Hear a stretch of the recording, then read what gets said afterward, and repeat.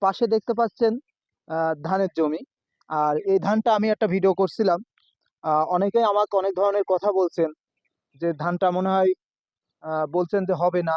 ধানের যে পরিস্থিতি ছিল, মানে না হবারই একটা ভাব ছিল, এমন অবস্থা।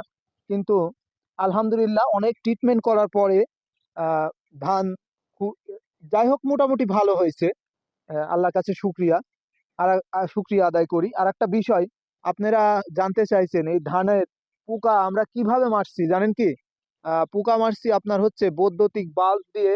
আপনার বড় ধরনের ডাম করছি। ডাম করার পরে আপনার হচ্ছে লাইটটা জ্বলাইছি।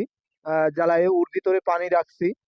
পানি রেখে আপনার হচ্ছে পোকাগুলা পড়ছে পানির ভিতরে। যাই হোক, এই জমিতে আপনার হচ্ছে পাচ্ছিলাম 10টা ব্যাটারি চালিত বৈদ্যুতিক লাইট দিয়ে। এমন ভাবে আমরা চেষ্টা করছিলাম। মোটামুটি আলহামদুলিল্লাহ ভালো পোকা মরছে। যাদের ধানে যদি এমন অতিরিক্ত আপনার হচ্ছে এক ধরনের প্রজাপতির মতো একটা ফড়ং ধরনের মতো পোকা হয় ধানে, এই ধান গাছটা নাড়ালে বিভিন্ন ধরনের পোকা দেখবেন যে বের হয়।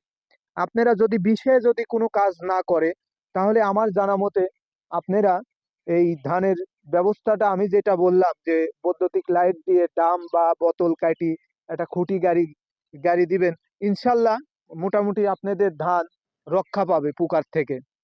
সবাই ভালো থাকবেন। পরবর্তী নেক্সট ভিডিও থেকে আপনাদেরকে দেখাবো এই ধানটা যখন পাকবে, তখন আপনাদেরকে দেখাবো যে ধানটা ট্রিটমেন্ট করার পরে, কত যত্ন করার পরে ধানটা আমাদের ঘরে ঢুকছে। ইনশাল্লাহ সবাই ভালো থাকবেন। আসসালামু আলাইকুম।